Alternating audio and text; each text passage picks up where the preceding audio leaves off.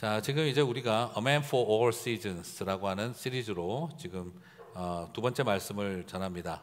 첫 번째 말씀으로는 whatever, 그죠? 무엇에든지 러블리한 아름다운 삶을, 사랑스러울 만한 삶을 살자라고 우리 지난번 사도 바울을 통해서 살펴봤고요.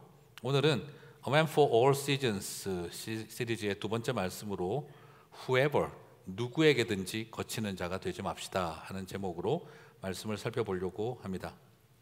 선교적 제자도를 가지고 우리가 이 땅에서 선교사적 삶, 선교적 제자도를 갖고 살아가는 삶의 중요한 한 요소는 whoever, 누구에게든지 그 삶 속으로 녹아 들어가는 삶을 우리가 살아야 한다는 것이죠.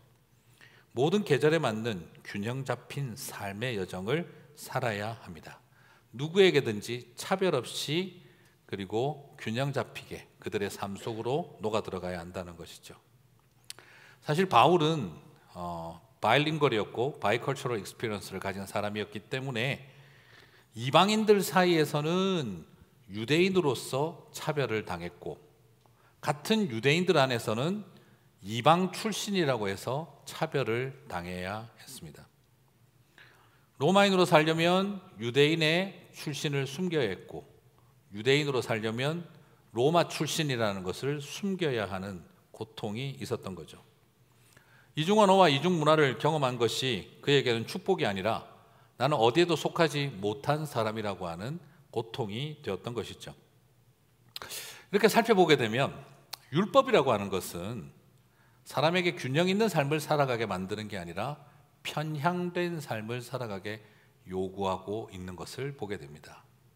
너는 로마인 근처도 가지 마. 너는 철저하게 유대인이 되어야 해.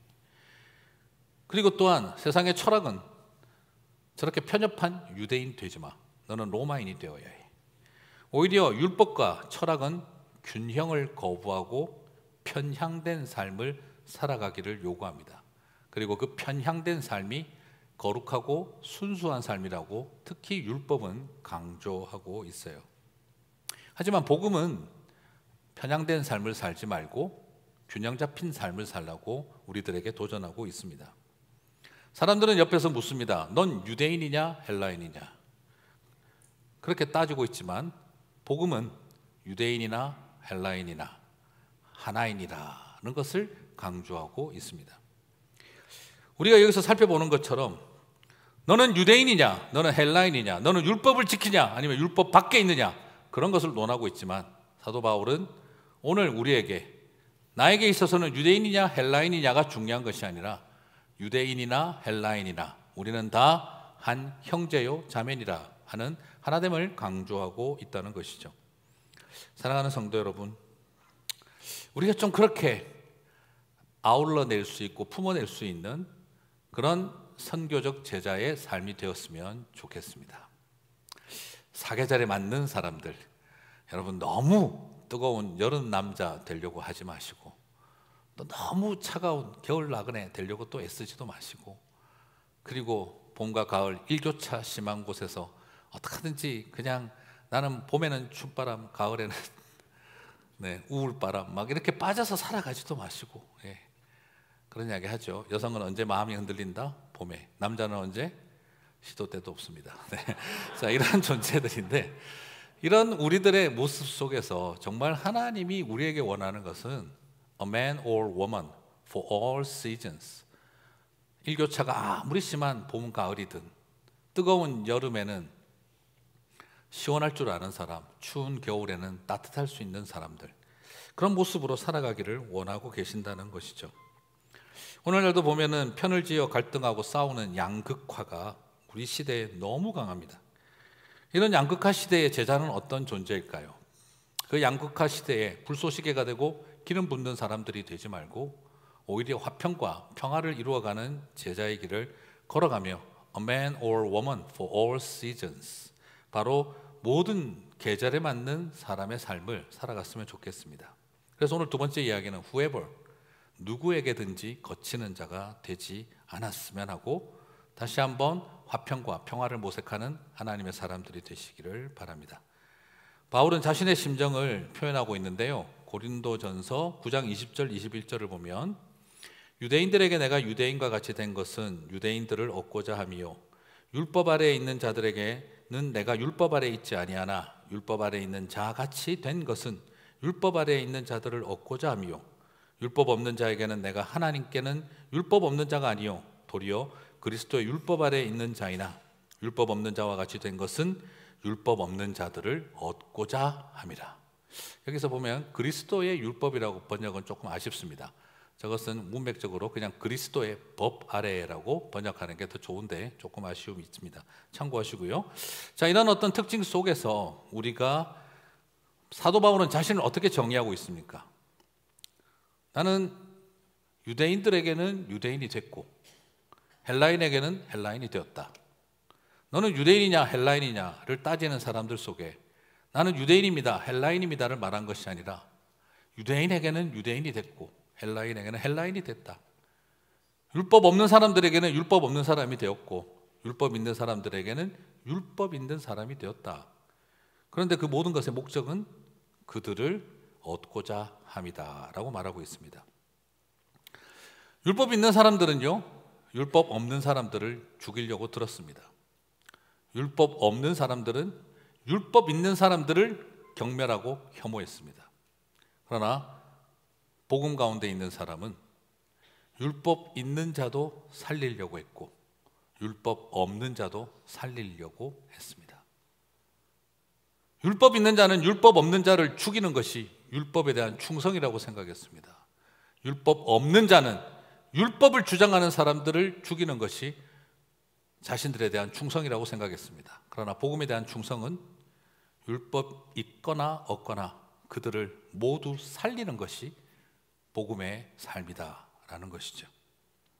사랑하는 성도 여러분, 복음은 태생적으로 편향을 이룰 수가 없습니다.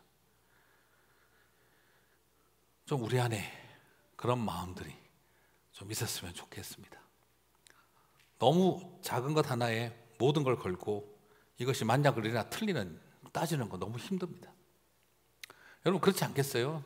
제가 고신에 있을 때 참 당황스러웠던 것은 제가 학생으로 있을 때 우리 축제를 하잖아요. 대학가에 신학대학도 마찬가지죠. 그래서 고신 축제 이래가지고 기한서를 만들어 갔더니 다시 만들어 오라고. 왜요? 그랬더니 축제가 뭐니? 제사제째 쓰지 마. 그럼 어떻게 해요? 고신 축전 하라고. 제나 전이나 페스티벌 영어로 옮긴 거 다 똑같은 건데 아니 그 제가 누가 제예요? 이러니까 어쨌든 축제 안 돼. 축전. 그래서 누가 그러더라고요. 거기 니네 학교 가면은 전 많이 붙여주니? 지짐이 많이 만들어줄게. 제가 그러고 웃었던 적이 있었어요. 국기에 대한 경례 하지 말아요. 경배하고 예배한다. 그래서 예자가 들어가면 안 돼. 그럼 어떻게 하라고요? 국기에 대한 주목. 아니 주목이다. 경례나. 그래서 경례해서 예배 때문에 안 된다. 그래서 수많은 학생들에게 학교에서 국기에 대한 경례하지 마라 그래가지고 많은 고등학생들이 남학생 여학생들이 우상 숭배를 하지 않겠다고 학교에서 자퇴를 해야 되는 일이 퇴학당하는 일들이 많았습니다. 저는 그렇게 순수하게 목사님들과 장로님들의 말을 듣고 그렇게 자퇴와 퇴학을 당한 학생들의 순수함을 저는 하나님께서 귀하게 보실 거라고 생각합니다만 그러나 그렇게 가르치신 목사님과 장로님들에게는 책망하실 거라고 생각합니다. 왜 우리에게는 이렇게까지 마치 뭔가 이렇게 해야만 나는 순수하고 거룩을 지킨다는 편향된 생각을 가지면서 그것이 옳은 신앙이다라고 여기고 있는 걸까요? 지금 저게 사실인가? 이런 생각을 지금 하시는 분들이 제가 한 5명 정도 보이는데 사실이에요. 그런 일들을 겪으면서 이것이 순수하고 거룩한 신앙생활이라는 우리의 생각들이 때로는 폭력으로 나타날 수도 있구나 하는 것을 저는 많이 느꼈었습니다. 오늘 우리의 삶 가운데 다시 한번 중요한 것은 끊임없이 넓은 가슴으로 품어내는 마음입니다. 고린도전서 10장 27절과 28절을 보면 불신자 중에 누가 너희를 청할 때에 너희가 가고자 하거든 너희 앞에 차려놓은 것은 무엇이든지 양심을 위하여 묻지 말고 먹으라. 누가 너희에게 이것이 재물이라 말하거든 알게 한 자와 그 양심을 위하여 먹지 말라. 여러분 이것을 보시면 지금 뭐라고 하고 있습니까? 먹느냐 마느냐를 묻고 계신 게 아니라 먹든지 말든지 똑같은 원리가 하나 존재한다는 거예요. 그게 뭐죠? 너의 경건과 거룩을 지키기 위해서 먹지 말고 먹으라, 먹고 먹지 말라, 이걸 말하고 있는 게 아니라 먹으라고 하는 것도 식사를 대접하는 불신자의 양심과 마음을 위해서 먹고, 먹지 말아야 할 이유도 내가 기독교인인 걸 알고 걱정해서 저거 우상의 제물에 오른 건데요 라고 말해주는 그 사람이 시험 들지 않게 하기 위하여 먹지 말라고 말하고 있습니다. 먹는 이유도 불신자를 위해서, 먹지 않는 이유도 나를 도와주려는 불신자를 위해서, 모든 것이 나의 경건하고 거룩한 신앙생활을 위하여 먹거나 안 먹거나를 결정하는 게 아니라 내 이웃이 시험 들지 않게 하기 위해서 먹고 먹지 않고를 결정하라고 지금 바울은 말하고 있다는 거죠. 왜 그렇느냐? 그 당시 고린도 사회는 이 고기 같은 거를 특별히 만들면 우상의 제단에 바치고 난 다음에 시장에 내어 파는 경우가 많이 있었어요. 그래서 시장에 팔리고 있는 고기나 음식들은 다 그런 건 아닌데 일부는 우상의 제물에 바쳤다가 시장에 나오는 거죠. 어떤 거는 그냥 나오는 거고. 이게 있다 보니까 아주 경건한 유대인 바리새파들은 어떻게 했는지 아세요? 우리는 절대 시장에서 파는 고기를 먹지 않겠다. 시장에서 사온 것은 절대 먹지 않겠다. 왜요? 우상에게 바쳐졌을 가능성이 1%라도 있다면 우리는 절대 먹지 않겠다. 그래서 그들은 채식주의를 선택하고 그들은 금식을 선택을 했어요. 유대인들은 그런 모습을 보고 너무너무 경건하고 너무너무 거룩한 삶을 추구하는 하나님의 백성의 모습이다라고 칭송을 했습니다. 오늘날 채식주의하고는 좀 다릅니다. 그런 모습이었지만 사도 바울은 거꾸로 많은 그리스도인들도 그랬어요. 내 경건과 거룩을 지키기 위해 이거 우상제물에 올랐던 겁니까 아닙니까? 물어보고 확인하는 작업들을 거치기도 했었어요. 그런데 바울은 오늘 전혀 다른 태도를 요구하고 있는 겁니다. 지금 불신자가 너를 초대해서 밥을 대접을 하는데 거기서 이거 우상의 제물에 올랐어요 안 올랐어요? 물어볼 거나 하지 말고 그 사람의 양심을 위해서 그냥 먹으라고, 그냥 먹으라는 거예요. 왜요? 대접하는 사람을 더 헤아리고 그 불신자의 마음을 살피라는 겁니다. 이것이 중요한 원리라고 하는 거죠.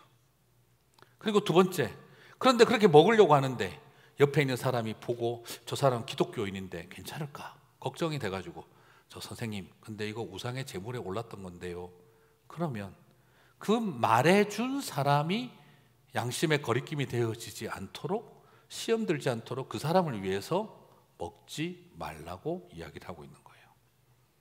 모든 것의 원리가 무엇입니까? 나의 거룩과 경건입니까? 아니면 불신자와 다른 사람들의 마음에 시험 들지 않게 하기 위해서입니까? 우리는 후자라는 것을 알 수가 있습니다. 사도 바울은 이렇게 가르쳤는데 왜 많은 그리스도인들은 내 영성과 내 거룩을 지키기 위해서 세상을 배제시키는 일을 선택을 하는 걸까요? 우리 하나님 그렇게 작고 좁은 분이 아닌데 우리는 약간의 착각을 하고 있는 것이죠. 마치 한국에서 보면 명절 제사 때 어떻습니까? 제사 음식 많이 하잖아요, 그렇죠? 미국 오니까 좋은 건 이걸 물어보는 사람이 없어요. 한국에 있을 때는 꼭 제가 경상도에 있을 때는 늘 물어보세요. 목사님 또 명절이 되면 시댁에 가서 제사상에 올라갈 음식을 만들어야 되는데 교회에서 집사고 권사인 내가 그거 가서 우상에 올라갈 음식을 만드는 것이 가합니까 아닙니까? 그래서 저는 명절에 친척집을 가지 않고 기도원을 가려고 합니다. 그러지 마세요. 명절에 가서 저도 저희 집안이 우암 송시열 선생 치홍당파 26대 손 장손 중에 장손인 저는 장손이 아니라 종손 씨 종자입니다. 저는 그런 집안이라서 제사를 너무 잘 알지만 한 달에 한 번씩 제사 치르지만 여러분 제사가 뭔지 잘 모르는 분들이 제사 열심히 지내요. 보면 저만큼 제사 아는 사람이 있으면 나오라 그러세요. 저희 아내 시집 오자마자 생선 6박스 전부 다 비늘 치고 창자 다 떼냈습니다. 왜냐하면 며느리가 정성을 다해야 되기 때문에 비늘부터 다 벗기라고. 그래서 6박스 뜯더라고요. 얼마나 미안하든지 대신에 그 말했습니다. 분명히 말했다 종손이라고. 분명히 말했다 나 종손이라고. 근데 저희 아내는 종손이 뭔지 자체를 몰랐어요. 신학교 교수님의 딸이었기 때문에 뭐 큰아들인가 보다 이렇게 생각을 했겠죠. 그런 분위기 속에서 여러분 시장은 여자가 본다고요? 유교도 모르는 소리입니다. 그거는 진짜 유교식으로 하시려면 시장은 남자가 봐야 됩니다. 어디 바깥일을 여자가 합니까? 바깥일은 남자가 해야지. 그래서 노래도 부르잖아요. 아버지 장에 가시고 소팔로 갔는데 막걸리 드시고 오셔가지고 난리가 나는 거죠. 원래 장에 가는 건 아버지 일이에요. 이상한 유교가 들어와가지고 시장은 여자가 봐야지 그런 거 없습니다. 네.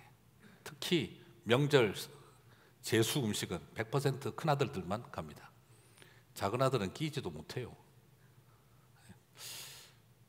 아니, 너무 딴 이야기 하면 안 되겠죠. 집중합시다. 네. 그렇게 음식을 만드는데 그 음식 전부 다 제사상 올라가는 거 아닙니다. 그걸 가지고 너무 어렵게 생각하지 마십시오. 감사함으로 하십시오. 그리고 목사님 명절날 제사 음식 올랐던 거 그거 우리 안 먹어야 되는 거 아닙니까? 감사함으로 참여하면 다 괜찮습니다. 그게 지금 제사상에 올랐던 건지 음식 해놨던 거 들어온 건지 어떻게 합니까? 하나님이 딱 보시고 나중에 네가 먹은 동그랑땡 2개 제사상에 올랐던 거고 갈비찜 하나 제사상에 올랐던 거다. 3개를 먹었으니 사흘간 금식해라. 그렇게 할 만큼 조잔한 분이 우리 하나님이 아니십니다. 감사함으로 참여하시면 됩니다. 저는 그 이야기를 들으면서 오늘 이 말씀을 생각을 해봅니다. 불신자가 초대해서 음식을 먹을 때 나의 거룩과 경건을 지키기 위해 나는 안 먹습니다 라고 말하는 것이 아니라 불신자가 하나님의 사람을 초대해서 듣고 싶은 대화가 있다면 그것을 위해 먹으라는 것이죠. 옆에서 혹시 걱정돼서 이거 우상에 올랐던 건데요 하는 말이 있으면 그 사람 시험 들지 않기 위해서 먹지 말라는 거죠. 우리에게 중요한 건 내 경건과 거룩을 남들 앞에서 얼마나 대단하게 지키느냐가 중요한 것이 아니라 타인들의 마음과 가슴 속으로 들어가는 것이 더 중요하다는 것입니다. 사람들은 여전히 우상의 제물에 옳은 거냐 아니냐를 중요하게 생각하지만 바울은 내 종교 생활보다 더 중요한 건 그들이 구원받고 복음 안에 있는 것이다 라는 것이죠. 사랑하는 성도 여러분, 자신의 경건 생활을 위해 우상의 제물이어서 먹지 않기보다 그것을 말해주는 사람을 위해서 먹지 말라고 한 바울의 이 심정을 우리가 바로 이해했으면 좋겠습니다. 이것이 바로 A man or woman for all seasons, 모든 계절에 적합한 하나님의 사람들로서 백성들에게 마음과 삶 속으로 들어가고자 하는 열정이고 올바른 애티튜드라는 것이죠. 바울은 이 중요한 원리를 우리들에게 다시 한번 도전하고 있습니다. 유대인에게나 헬라인에게나 하나님의 교회에, 같이 읽겠습니다.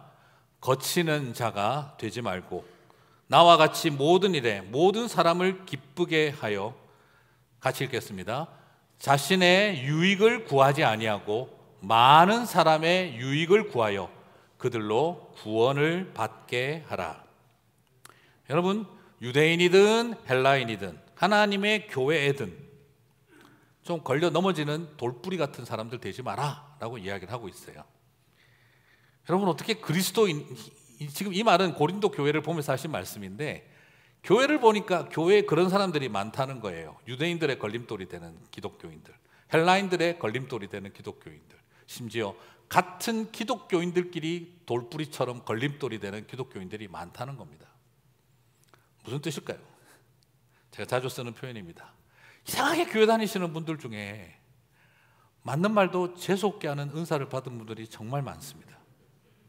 틀린 말 아닌데, 옳은 말인데 왜 저렇게 할까? 아니 주방에서 봉사한다고 땀 흘리고 애쓰고 있는데 거기 가가지고 왜 꼭 한마디씩 후천적 한 말씀 증후군에 그렇게 자꾸 한마디를 하셔야 왜 속이 시원하신지.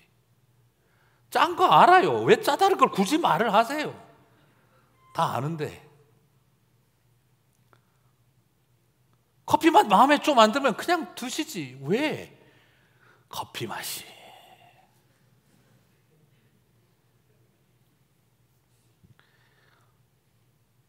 끊임없이 우리의 삶 속에 자기도 모르게 걸림돌이 되는 말을 하고 있는 거죠. 그렇게 살아가는 우리들의 모습이 있습니다. 봉사하고 수고하는 사람들에게 필요한 것은 나는 더 잘하고 하라라고 도와주려고 후천성 지적사항 결핍증에 자꾸 우리도 모르게 빠지는 그런 사람들이 아니라 그 마음속에 있는 마음들을 수고와 애씀을 격려해주고 하는 일이 필요하죠. 유대인들 틀린 거 다 알고 헬라인들 잘못된 거 다 알지만 그런 것을 가지고 끊임없이 말하는 것이 아니라 우리에게 더 중요한 것들이 있다는 겁니다. 그렇게 살다가 지옥 간다. 맞는 말이지만 그렇게 하면 재수 없지 않습니까? 그렇게 하면 하나님 앞에 벌 받는다. 맞는 말인 거는 아는데 왜 그렇게 듣기가 싫을까요? 우리의 문법을 바꾸고 그리스도인들은 문법을 좀 바꾸셔야 합니다. 세상과 사람들이 이해하고 들을 수 있는 언어를 쓸 줄 알아야 되고 우리의 대화법이 좀 바뀌었으면 좋겠습니다. 언어가 달라졌으면 좋겠습니다. 그런 많은 것들이 돌뿌리가 되고 있습니다. 신학적인 전통에 그중에서 우리가 돌뿌리가 되는 것들을 보면 악하고 나쁜 것 없습니다. 우리가 다른 사람들에게 걸림돌이 되는 것 중에 나쁜 거 없어요. 아주 훌륭한 신학적인 전통이 있습니다. 율법적으로 순결한 삶을 살고 있습니다. 그리고 신앙적인 열심을 가지고 남들보다 다르게 거룩하게 살려고 했습니다. 훌륭한 경건 생활을 합니다. 그런데 그것이 과하고 지나치면 걸림돌이 됩니다. 내가 복음 안에서 누리는 자유와 그리고 영적인 체험 너무너무 소중하고 중요한 겁니다. 그리고 격정적이고 기뻤던 신앙생활 너무 소중한 것입니다. 구속사적으로 성경을 이해하고 하나님의 말씀을 바로 알겠다는 태도 너무너무 훌륭합니다. 그런데 그게 과하면 걸림돌이 됩니다. 방언을 하고 성령의 능력을 체험하고 그리고 하나님께서 우리에게 주시는 예언의 은사를 주시고 병고침의 능력도 주셨는데 그 소중하고 귀한 은사와 선물이 과하고 지나치면 교회의 걸림돌도 됩니다. 유대인과 헬라인에게만 걸림돌이 되는 게 아니라 이것이 우리에게 지혜롭지 못한 삶의 모습이라는 거죠. 특히 고린도 교회를 한번 생각해 보세요. 성경 공부 얼마나 열심히 했습니까? 성경 공부를 열심히 한 결과 바울파, 게바파, 아볼로파, 예수파 네 조각이 났습니다. 싸우다가 갈라진 게 아니라 성경 공부하다 갈라졌습니다.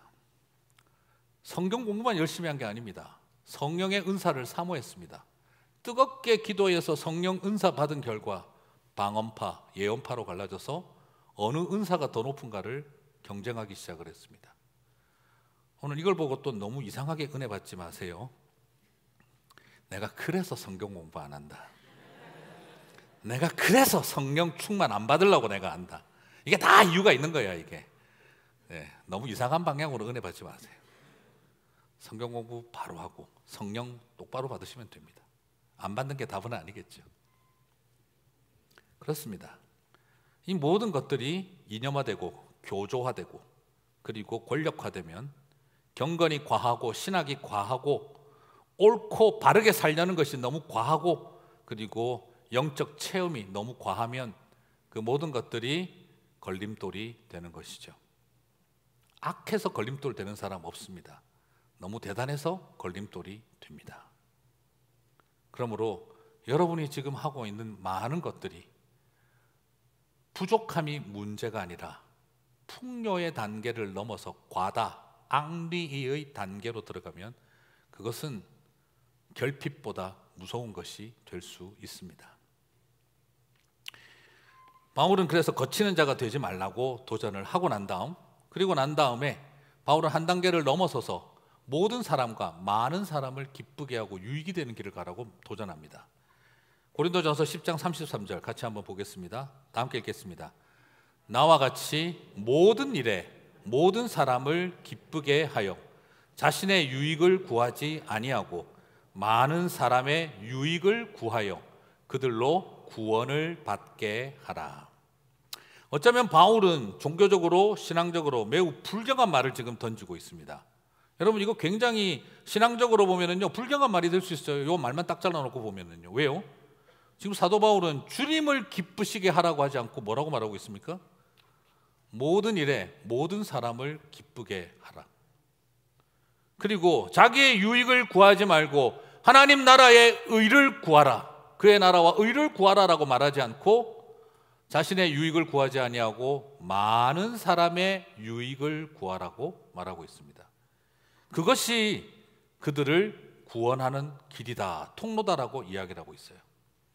우리의 경건 생활과 우리의 예배 생활로 본다면, 우리가 교회 가서 하는 신앙생활을 본다면 사람을 기쁘게 하랴, 주님을 기쁘게 하랴 이렇게 나와야 되는데, 우리가 가는 교회 생활과 예배 생활의 관점에서 본다면 자기의 유익을 구하지 말고 하나님의 나라와 의를 구하라 이렇게 말하는 것이 맞는데, 사도 바울은 지금 선교적 삶을, 제자도를 도전하면서 거꾸로 이야기를 하고 있습니다. 모든 사람들을 기쁘게 하라. 많은 사람을 기쁘게 하라. 그리고 많은 사람의 유익을 구하라. 그것이 생명 살리는 길이다 라고 말하고 있습니다. 사도 바울은 누구보다도 사람을 기쁘게 하랴, 주님을 기쁘게 하랴, 강력하게 주님을 기쁘게 하라고 도전한 사람입니다. 사도 바울은 예수님의 말씀대로 먼저 그 나라와 의를 구하라고 하신 주님의 말씀대로 살아가려고 애썼던 사람입니다. 그런데 오늘 여기서는 정반대로 이야기하는 것처럼 메시지를 던지고 있습니다. 이유가 무엇일까요?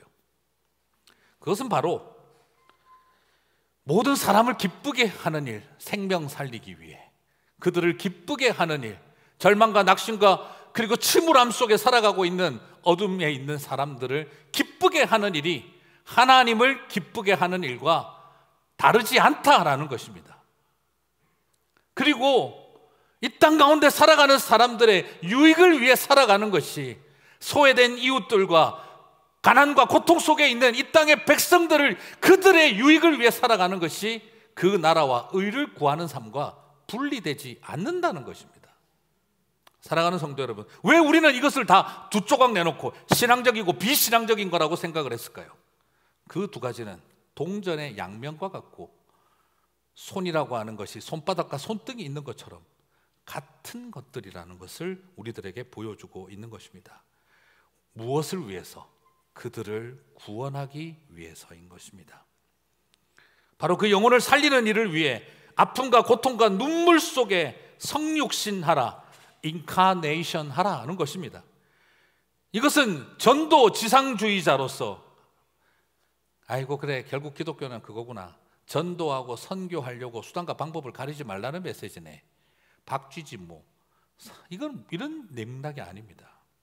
우리를 덜어 박쥐같이 살아가라, 수단과 방법을 가리지 않고 전도만 해라, 이걸 말하고 있는 게 아닙니다. 하나님의 백성들로서 이 세상의 고통과 눈물 속에 예수 그리스도께서 완전한 하나님이셨는데 100% 인간이 되어 우리 가운데 인카네이션, 성육하셨고, 우리와 함께 자신의 삶을 아이덴티피케이션, 동일시하셨고, 그리고 우리를 위해 십자가에서 크루시피케이션, 십자가에서 죽으시면서 저와 여러분을 붙드신 것처럼 그대들도 이 세상 속으로 들어가라는 겁니다. 흑암 속으로 들어가라는 겁니다. 그 눈물 속으로 들어가라는 겁니다. 그 한숨 속으로, 그 아픔 속으로, 그 절망 속으로 들어가라는 것입니다. 저와 여러분에게는 그것을 요구하고 있는 겁니다. 그게 하나님을 위해 사는 삶. 보이지 않는 하나님을 위해 사는 삶은 우리 눈에 보이는 고통과 절망의 현장 속으로 들어가는 것, 그것이 보이지 않는 하나님을 위해 사는 삶이라는 것을 저와 여러분에게 도전하고 계신 것입니다. 사랑하는 성도 여러분, 그렇게 들어가서 사랑하지 않으면서 우리가 어떻게 할 수 있겠습니까? 여러분, 우리의 삶에 그것이 태도가 바뀌어야 됩니다. 저는 정말 깜짝 놀라는 것이, 한번 선교지에 갔다가 어떤 선교사님이 힘들어서 그러셨겠죠. 이해는 하는데, 근데 말을 하다가 이것들은 안 돼요. 저 또 분명히 또 거짓말하고 속일 거예요. 그래서 이 나라가 이 모양 이 꼴이고 이것들이 안 되는 이유예요. 자, 그 말을 듣고 있다 너무 괴로웠어요. 떠나시죠. 그냥 여기 계시지 마시고. 사랑하고 품을 수 없으면 왜 계십니까? 사랑하지 못하고 선교하면 사역이 아니라 사업입니다. 희생하지 못하고 사역하면 그것은 취미생활입니다. 우리 장로님들과 같이 이야기하면서 그런 고민을 많이 나눴습니다. 우리가 사업을 하고 있나 사역을 하고 있나. 우리가 희생 없는 봉사라면 그것은 봉사가 아니라 취미생활인데, 오늘 우리의 마음과 가슴 속에 깊은 고민이 필요합니다. 그래서 여러분 부탁드리고 싶습니다. 같이 일하는 멕시칸 형제들에게 야, 자, 이리 와, 저리 가 반말 던지면서 멕시코 선교할 준비한다는 것은 또 다른 위선입니다. 같은 한국 목사님들한테는 가서 목사님 하고 멕시코 목사님 만나면 베드로 이리 와 하신다면 그것은 큰 위선입니다. 사랑 없이 선교하는 건 그것은 사업이고 취미생활입니다. 우리는 그런 거 하라고 이런 데 부르신 것이 아닙니다. 여러분, 일본 사람을 사랑하지 않으면서 일본 선교를 할 수 있습니까? 아베는 꼴보기 싫어도 일본 사람들은 사랑해야 하는 겁니다. 시진핑은 꼴도 보기 싫어도 중국 사람들은 사랑해야 합니다. 김정은이는 꼴보기 싫어도 북한의 어린아이들은 긍휼히 여겨야 하는 것입니다. 사랑 없이 선교한다, 그건 거짓말입니다. 그것은 우리를 자랑하는 도구에 불과할 것입니다. 예수님은 사람처럼 살지 않으셨고 사람이 되셨습니다. 골고다 언덕길에서 고통스러운 척 하신 것이 아니라 고통스러우셨고, 십자가에서 죽으신 척 한 것이 아니라 십자가에서 죽으셨습니다. 제가 목사 안수를 받을 때 하나님 앞에 그렇게 기도했습니다. 하나님, 저 종이 되겠습니다. 저 섬기겠습니다. 저 십자가에서 죽겠습니다. 그 마음으로 목사하겠습니다. 근데 하면 할수록 힘든 거예요. 그래서 주님, 내가 섬기고 종이 되고 죽겠다고 했는데 왜 이렇게 힘들까요? 목회가 참 힘든 것 같습니다. 그래, 송 목사 많이 힘들지? 예, 많이 힘드네요. 그래, 죽으면 될 건데 죽은 척하니까 얼마나 힘들겠니? 섬기면 될 텐데 섬기는 척하니까 얼마나 힘들겠니? 종이 되면 될 텐데 종된 척 하려고 하니까 얼마나 버겁고 힘들겠니? 하나님은 제 마음 찍어내는데 천재신 것 같아요. 제가 확 당황했습니다. 죽어버리면 될 텐데 죽은 척하고 있으니 얼마나 힘들까? 여러분, 우리 그런 거 있잖아요. 내가 그대들의 종이 되어 섬기겠나이다 하는데 막 사람들이 무시하니까 내가 종이 되겠다고 했더니 진짜 종인 줄 아나 이 사람들이. 그냥 확 그냥 막 생각이 들면 힘든 겁니다. 아, 내가 죽은 것처럼 한다고 하니까 정말 내가 죽었는 줄 아나? 나 살아있어! 이런 생각 갖고 있으면 힘든 겁니다. 왜 교회 사람들이 힘들까요? 죽은 척 하기 때문이고, 종된 척 하기 때문이고, 섬기는 척 하고 있으니까 섬기다가 열받고, 종된 척 하다가 화나고, 죽은 척 하다가 부활하시는 겁니다. 이것이 우리에게 걸림돌이 되고 모든 것들을 막아버리는 겁니다. 그냥 주님께서 말씀하셨습니다. 그냥 그들을 살리려면 이해하려는 척하지 말고 이해해라. 그들을 살리려면 죽은 척하지 말고 죽어라. 그들을 살리려면 낮아진 척하지 말고 낮아져라. 사랑하는 성도 여러분, 오늘 저와 여러분에게 그 마음이 있게 되시기를 바랍니다. 너무 많은 그리스도인들이 화가 나 있습니다. 양극화 시대, 분노의 마케팅에 모두가 다 넘어가 버렸습니다. 그래서 분노의 마케팅에 넘어가 진영 논리에 빠져서 그 분노의 고객이 되고 있습니다. 그리고 분노의 마케팅에 고객이 되다 못해 이제는 분노 마케팅의 광고주가 되고 있습니다. 오늘 우리는 이 점에 있어서 주의해야 됩니다. 극단적인 태도가 순결과 거룩을 상징하지 않습니다. 세속을 끊고 신앙적으로 살겠다는 종교적 지향점만 찾겠다는 것이 결코 순수가 아닙니다. 나랑 정치관, 사회관, 문화관이 차이가 있고 다르면 그것은 곧 적을 의미한다, 그렇게 생각하고 호전적인 이념적 호전성을 추구한다면 그것이 순수로 여겨질 수도 있습니다. 그러나 그렇지 않습니다. 타 종교에 대한 미움과 혐오, 그리고 호전적인 전도와 선교로 나타나는 종교 분쟁을 영적 전쟁이라고 생각한다면 그것은 거룩과 순결이 만들어낼 수 있는 폭력입니다. 이런 극단 속에서 많은 그리스도인들이 순수의 이름으로 실수하고 살아갈 수 있는 것입니다. 그래서 우리는 늘 조심해야 됩니다. 놀랍게도 많은 그리스도인들 중에 두 종류가 있습니다. 아주 보수적인 그리스도인들은 기독교의 죄와 잘못에 대해서는 아주 관대하면서 다른 종교의 가치관을 가진 사람들의 죄에 대해서는 생각이 다르면 불간용과 혐오의 태도를 보입니다. 반대로 그리스도인들 중에서 아주 진보적이고 리버럴한 분들은 다른 종교의 가치관을 가진 사람들의 죄에 대해서는 아주 관용적이고, 그리고 그들을 향해서는 사회적 혐오와 맞서며 도우려고 하지만 기독교의 죄와 잘못에 대해서는 아주 불관용적이고 혐오적인 태도를 갖기도 합니다. 모두가 다 보수적이든 진보적이든 분노 마케팅의 고객들이 되었고 광고주가 되고 있는 것 같은 그런 느낌이 듭니다. 오늘 우리에게 이런 모습들을 이제는 좀 벗어나가 화목하게 하는 직분을 감당하는 교인들이 되었으면 좋겠습니다. 선교적 제자도에게는 바로 이렇게 사람들이 긍휼히 여기고 그들을 살리기 위해 예수 그리스도처럼 사는 삶입니다. 영혼을 위해서 살아가는 사람들. 선교는 그래서 사역을 잘하는 사람들이 아니라 사람을 잘 대하는 사람들입니다. 내년에 많이 좀 강조하고 싶은데, 많이 쓸 용어인데, 하나님 이번에 기도하는 가운데 두 가지 단어를 주셨습니다. 품과 등. 넓은 품을 갖고, 어머니와 같은 넓은 품을 갖고 아버지와 같은 등을 가진 교회와 성도들. 여러분, 사람에게 잘하고 섬기는 일에 최선을 다했으면 좋겠습니다. 세상에서 가장 이기적인 것은요, 자신은 자기중심적으로 이기적이면서 타인들은 이타주의적으로 살기를 바라는 거예요. 좀 설교 시간에 할 이야기는 아니지만, 죄송하지만 페리오에서 밥 먹고 라면 먹고 떨어진 라면 국물 하나 못 닦고 가면서 어떻게 세상을 변화시키시겠습니까? 누군가 치우고 닦겠지. 의자 하나, 책상 하나 제자리 못 갖다 놓고 당연한 줄 알고 가는다면 그럼 누가 우리가 복음으로 살아가고 이타적으로 살겠습니까? 누군가는 이타적으로 살겠지. 나는 그러나 이기적으로 살고 싶어. 교회가 말이야 좀 이타적이어야지. 교회가 무엇입니까? 누구입니까? 가끔씩 제가 제일 당황스러운 게, 교회가 이러면 안 되는 거 아닙니까?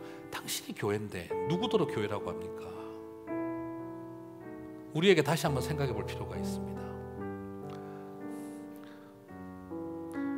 우리 아이들을 위해서 1년 동안 몇 분들이 참 헌신하고 봉사하셔서 무료로 밥을 이렇게 아이들에게 지금 매주마다 줬습니다. 내년에 그 일을 누가 해야 될까요? 교회가 우리 애들한테 밥 줘야지.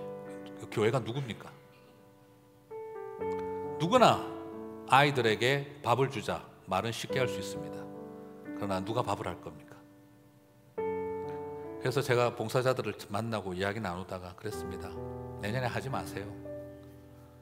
그리고 다음 주부터 제가 1년 52주 쫙 뽑아 놓을 테니 5명 정도 필요하다면 한 달에 한 번이라도 우리 애들 밥 먹이는 일 내가 밥이라도 하나 짓겠다고 하시는 분 사인업 받겠다고.